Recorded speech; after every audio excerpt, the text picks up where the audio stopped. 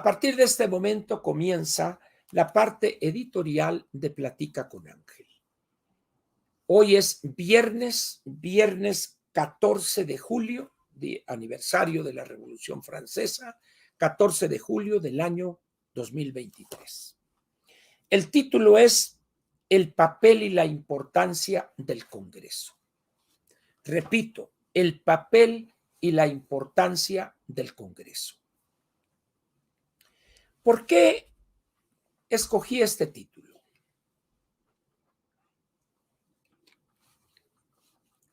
Una de las cosas que me preocupa y ocupa en esta euforia que se ha producido con motivo de la irrupción de la ingeniera Xóchitl Gálvez en la escena política, es que ha habido una contribución extraordinaria a desdeñar el proceso para designar candidatos de Va por México para el Congreso de la Unión.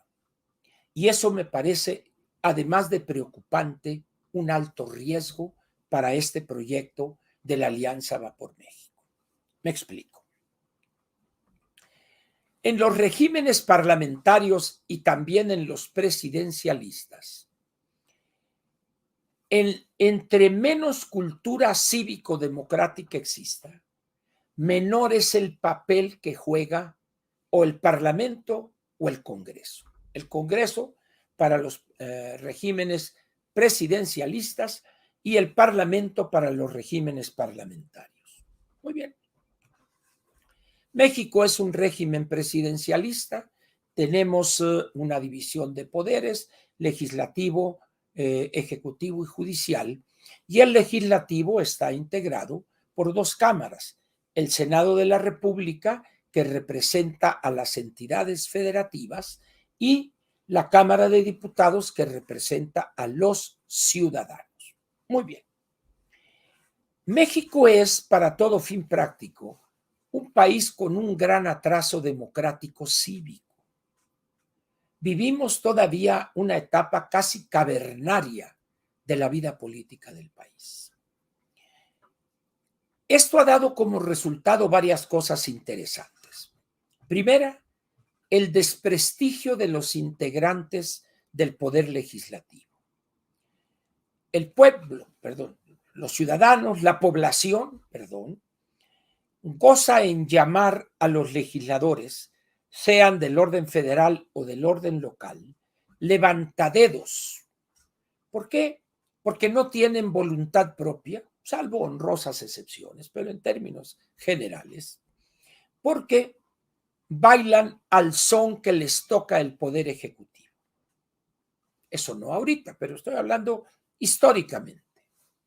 Esto empezó a terminarse en el año 1997, cuando el PRI, en la elección intermedia de la presidencia del doctor Zedillo, el PRI perdió la mayoría que le permitía el control total de la Cámara de Diputados en 1997. En esas condiciones, ¿qué proceso empieza a darse ahí? Un proceso que cambió la faz de la vida política mexicana. Ya había pasado el 88, etcétera, pero el 97 se concreta con un surgimiento ciudadano, vamos a ponerlo de esa manera. Y 3 años después, el PRI pierde la presidencia de la República. Y a partir de ahí, ese proceso de cambio o de fortalecimiento de la débil democracia empieza a registrarse. Y empieza el sistema de partidos a conformarse de manera diferente a como era antes. El presidente Zedillo, en 1996, si no estoy equivocado, convoca a la oposición a realizar una reforma electoral. Recuerdan ustedes, ya había pasado el 88, el 94 había sido asesinado Luis Donaldo Colosio, en marzo, en septiembre, el que ya era diputado y que iba a ser el coordinador de la fracción priista en Cámara de Diputados, José Francisco Ruiz Massieu, si no estoy equivocado, padre de la actual senadora Claudia Ruiz Massieu Salinas. Muy bien. Entonces, en aquellos años, el PRI era una oficina gubernamental. Los edificios, propiedad del PRI en Insurgentes y Héroes Ferrocarrileros, los construyó el gobierno federal, es decir, los construyó una empresa, etcétera, pero el gobierno federal liquidó, pagó con pesos contantes y sonantes esos edificios, esas instalaciones. Todo el presupuesto de su operación se le entregaba al partido. Y así. Y los otros partidos, nada. El PAN, por ejemplo, tenía una práctica de hacer rifas. Y en todo el país, los comités municipales hacían rifas de carros, de casas o diversos premios. Y de esa forma sufragaban sus gastos de operación. Cuando se reúnen con el presidente Zedillo, el planteamiento fue muy claro. Bueno, dice que quieren y vamos a hacer esto. Entonces los partidos de oposición le pusieron una sola condición al presidente. Aceptamos entrar a esta discusión de una reforma electoral siempre y cuando se dé una de estas dos condiciones. O a todos los partidos nos trata igual que tratan al PRI, o al PRI lo tratan igual que tratan a todos los partidos. Ahí el presidente Zedillo cometió un error estratégico, que de haber tomado otra opción, la democracia mexicana ahorita sería una democracia fuerte. ¿Qué hizo el doctor Zedillo? En vez de decir todos iguales y rásquense con sus uñas, no, bueno, dijo, órale pues. Y de ahí surge la redacción actual, prácticamente en sus términos actuales, del artículo 41, donde los partidos políticos reciben financiamiento público, al grado tal de que lo que reciben los 7 partidos con registro este año, el 2023, será casi del orden de los 6,000 millones de pesos. El PAN recibirá como 1,100 y el PRI 1,070 millones y Morena como 1,700 millones de pesos. Quiere decir que nomás entre estos 3 partidos prácticamente estamos hablando de 3,800 millones de pesos. Entre la chiruza, los otros ahí se juntan y son 5,600, 6,000 millones, póngale usted. Aparte, bueno, pues hay otras entradas que no se contabilizan, pero esa fue la realidad.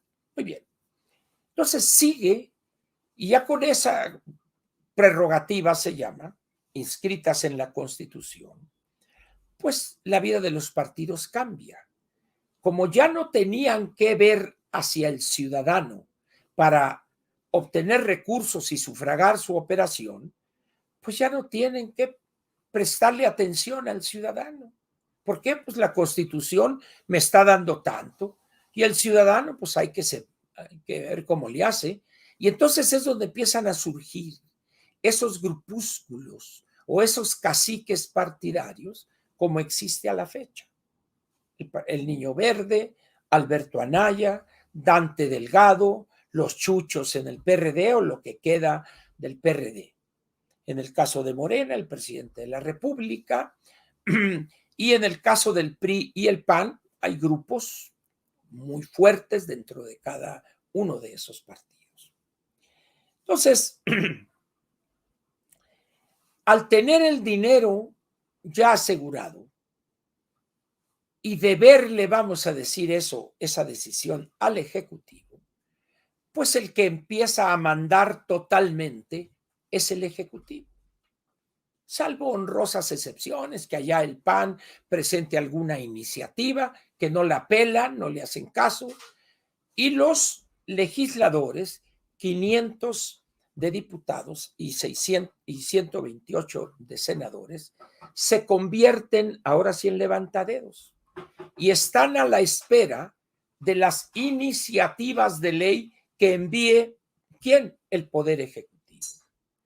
De tal manera que todavía hasta hace no mucho tiempo el Poder Ejecutivo era, y lo sigue siendo todavía en buena parte, el gran legislador.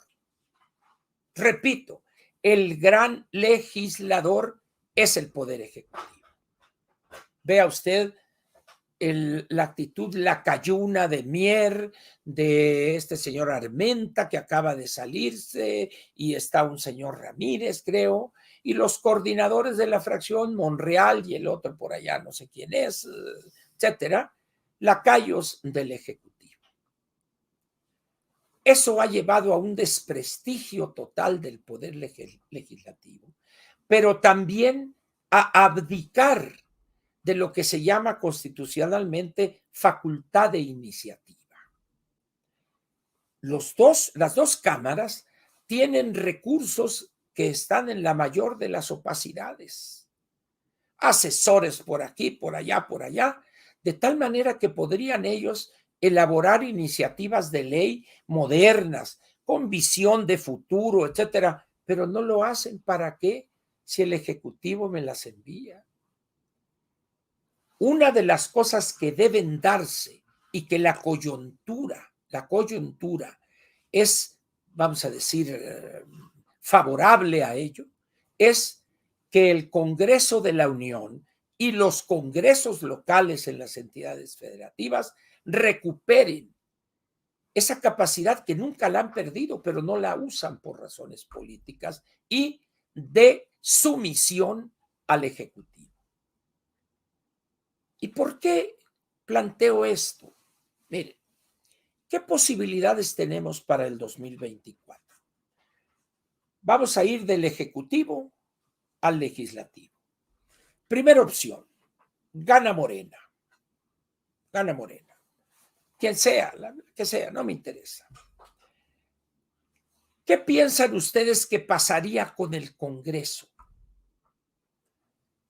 Hay dos mayorías, la calificada, que no la podría obtener el partido ganador, el que fuera. En el caso de diputados es prácticamente imposible.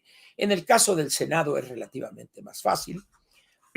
Pero podría Morena, y el presidente ilegalmente está haciendo campaña para que se vote en fórmula, y poder obtener, con la cooperación de sus paniaguados ahí de otros partidos, obtener la mayoría calificada en ambas cámaras.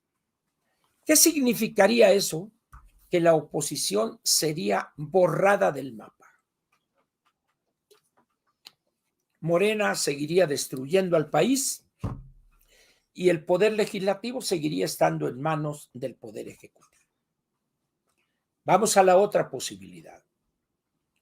Gana la oposición. Xóchitl Gálvez o Enrique de la Madrid. Gana la oposición. Pero ahí tenemos dos posibilidades. ¿Qué pasaría si Morena controla el Congreso de la Unión? ¿Qué pasaría? Ya lo hemos vivido en México en los años recientes. Habría una parálisis y el gobierno, el poder ejecutivo, sufriría de una dependencia y un control total del legislativo. Y le darían con todo para hacerle la vida imposible al Ejecutivo. ¿Cuál es la otra posibilidad? Que gane la oposición, va por México, que gane el Ejecutivo, que es el que estamos analizando, y también el Congreso de la Unión. Y ahí hay otra vez dos posibilidades. La mayoría absoluta, es decir, el 50% más uno, y en ese momento podría hacer todas las reformas que quisiere. Todas las reformas que quisiere, excepto una reforma constitucional. Pero está la otra posibilidad, que con sus aliados ganare la mayoría calificada entonces podría realizar modificaciones constitucionales y echar abajo una bola de estupideces y aberraciones jurídicas que aprobó estas legislaturas, la 64 y la 65, y propuso Morena, más bien el Ejecutivo.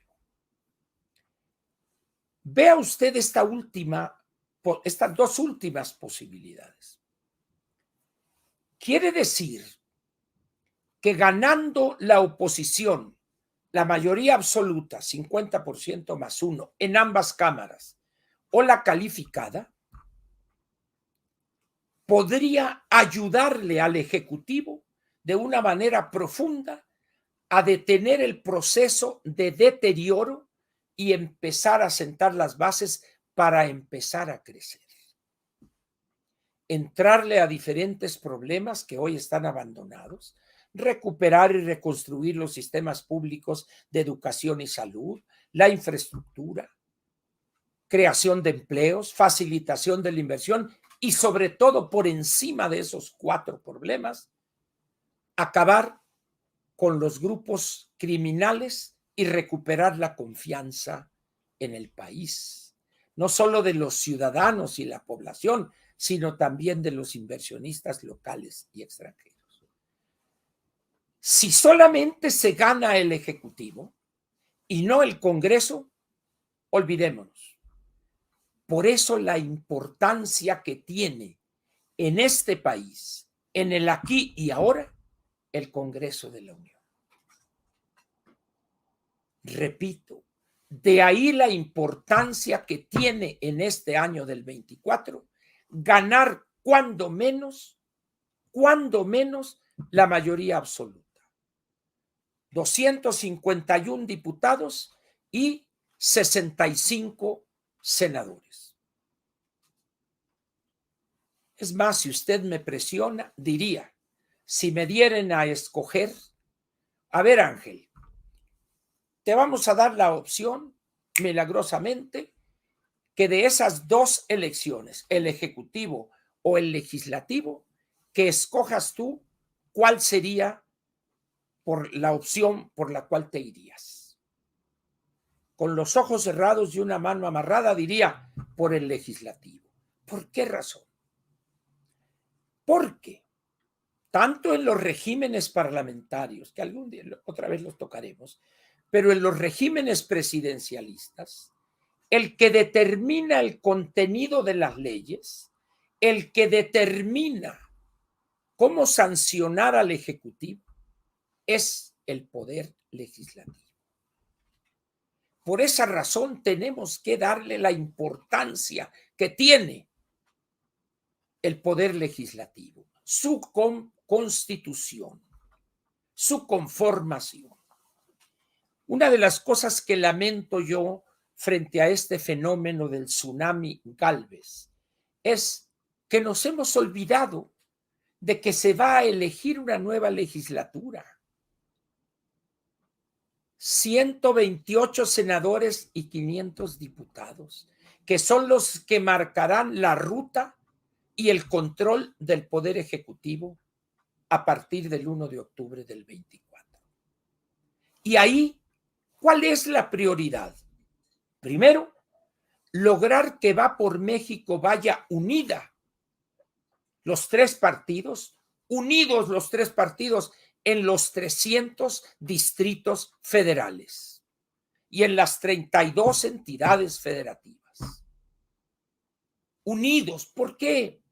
Imaginen ustedes que no se diere eso y que dijera el PAN, no, pues yo me reservo 80 distritos porque ahí yo soy el mero macuarro. Y el PRI diría, pues yo en 120 o en 100 y el PRD en 5. Y en los otros, en la diferencia, ahí sí vamos juntos. ¿Qué imagen se le iba a enviar al ciudadano si por un lado vamos a estar en un mitin apoyando al candidato a la presidencia de Va por México, pero unos van a estar aplaudiendo al candidato del PAN, otros al candidato del PRI y otros al del PRD? El ciudadano se va a preguntar, ¿y qué desmadre es este? Pues que no vamos juntos todos. No, señores. Esa es la gran tarea que hay ahorita. El proceso ya está definido. Ya, ¿qué va a resultar de aquí al 3 de septiembre? Pero ¿quién atiende la selección de candidatos? Empezar a negociar entre los tres partidos para ver, a ver, ¿cómo le vamos a hacer? ¿Cuántos estos? Así. Pero no, nadie le presta atención a esto. Están en una actitud donde tal parece que solamente va a haber una elección y que ya está ganada con Xóchitl Gálvez, ¿no? Va a haber un chingo de elecciones. Va a haber una conformación nueva de Cámara de Diputados y de Cámara de Senadores, de 31 congresos locales y de 9 gobernadores u 8 y la jefa de gobierno. Nadie le está prestando atención a eso. Y otro elemento fundamental, Xóchitl Gálvez frente a la clase política es una mujer joven, una mujer preparada, entrona, fresca, una imagen de viva, pues. No es aquella cosa, bueno, nosotros en la vida revolucionaria del pueblo, no. Es una mujer que le dice al PRI ahí en su cara, en un acto de una posición ofensiva e irrespetuosa, qué pinche puto susto les puse en Hidalgo. Pues esa es la ingeniera Xóchitl, ¿verdad? Pero bueno, así habla, ¿verdad? Necesitamos encontrar 300 Xóchitls, hombres y mujeres y varones, 300 personas, hombres o mujeres, jóvenes, menores quizá de 40 o 45 años, personas respetables y respetadas en su distrito, que los conozcan, no necesariamente militantes de los tres partidos. ¿Para qué? Para asegurar al menos la victoria absoluta en las dos cámaras del Congreso de la Unión. Y de esa forma apoyar desde el Congreso al Ejecutivo que esperamos ganar, sea Enrique o sea Xóchitl. ¿Ven ustedes la importancia que tiene el Congreso? Porque todo el mundo, no, contigo, Xóchitl, y tú, Xóchitl, los tamalitos y las gelatinas, Xóchitl. Pero si no ganamos, cuando menos la mayoría absoluta, ténganle sus tamales y ténganle sus gelatinas, señores. Por eso, lo que planteo es ahorita empezar ya a buscar Xóchitl en cada uno de los 300 distritos electorales. Buscar Xóchitl en cada una de las 32 entidades federativas para lograr el mayor número de triunfos que nos permita aspirar a obtener la mayoría absoluta, cuando menos en las dos cámaras del Congreso de la Unión. ¿Qué es lo que sucede aquí? ¿Quién legisla en México?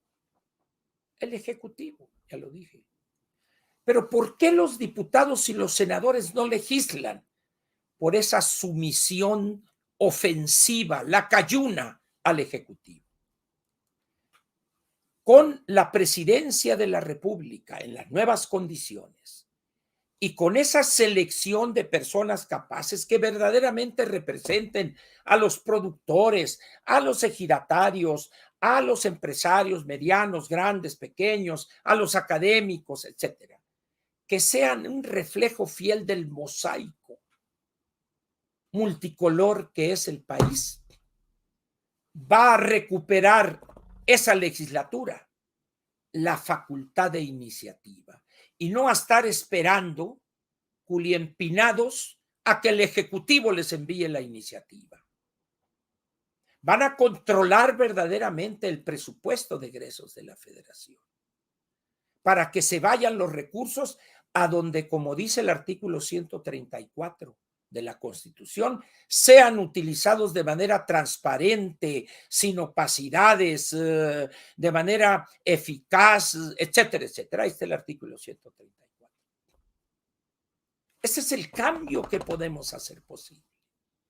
Pero cuando yo veo en el space que estaba viendo, que estaba escuchando hace rato, no, ingeniera, no, pues estamos listos aquí. Y yo la conocí a usted allá en Chiapas en una feria. Ya sabe usted, lo que necesito, aquí estamos. Puras palabras huecas. Huecas. No, no le digan ustedes a Xochitl, aquí estamos, no, ni madres. Vayan a los 3 partidos que integran Va por México.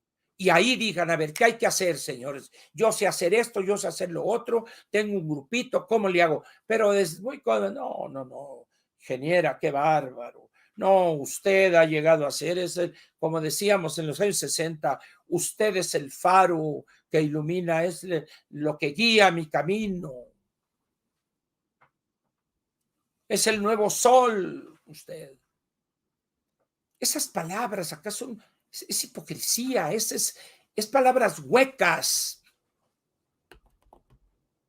Esa es la gran importancia que tiene hoy ese verdadero cambio del nuevo legislador. El próximo gobierno va a depender o debe depender del legislativo. Debe depender del legislativo. Por eso tenemos que ganar el legislativo, para que desde ahí se modifiquen, se cambien toda la bola de tonterías y estupideces que planteó este gobierno a través de su control absoluto, ofensivo, de sus fracciones parlamentarias. Hoy ya vamos tarde.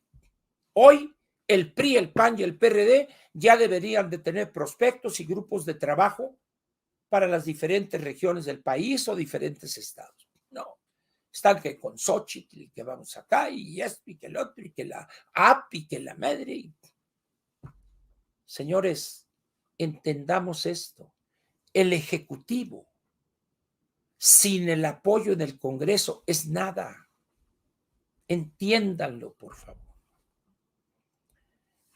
Muy bien. Con esto que he dicho, aquí termina la primera parte, pero antes quiero recomendarles una película. Vamos a ver.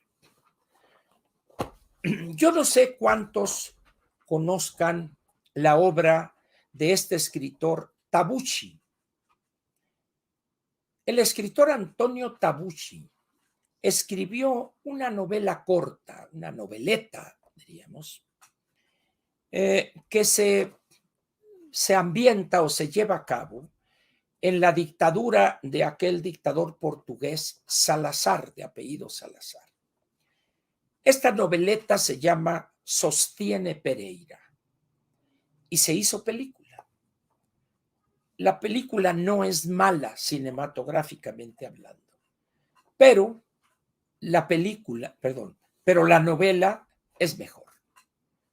Yo le pediría a usted que busque la novela, que será más fácil encontrarla en Amazon o en cualquier librería, en el Sótano o en Péndulo o en Gandhi. Y la película tendría que encargarla en Amazon. No sé si estuviera disponible en alguno de esos lugares, Mixup o algo, ¿no? Pero en Amazon la puede encontrar. La película se llama Sostiene Pereira. Es una parte de la vida de un periodista que se dedicaba en el periódico a escribir los obituarios de las personas, de los intelectuales, escritores, poetas, cineastas, que fallecían. Entonces, él tenía ya un archivo donde decían, a ver, ¿cómo está el poeta fulano? No, pues ya está muy grave, ya está, no se puede valer por sí mismo, váyase preparando Pereira con esto. Entonces, él escribía y todo para que llegado el caso, inmediatamente sacaran ese obituario de la vida de ese fallecido. No tiene caso que les cuente esto porque pues les diría cosas de la película, pero solamente les puedo decir que se van a entusiasmar por la película y se van a divertir también. La película es excelente. El actor central de esta película es un actor italiano. El gran actor es, permítanme ustedes, Mastroianni. Él es un gigante de la actuación, el gran Mastroianni. Hay otros, pero no son, vamos a decir, notables. Frente a Mastroianni, todos los demás palidecen. Este es el forro o la protección de la película. Les suplico que la busquen en Amazon y la vean. Vale mucho la pena. A disfrutarla. Muy bien. Aquí termina la parte editorial de Platica con Ángel, correspondiente al viernes 14 de julio, día de la Revolución Francesa, del año 2023.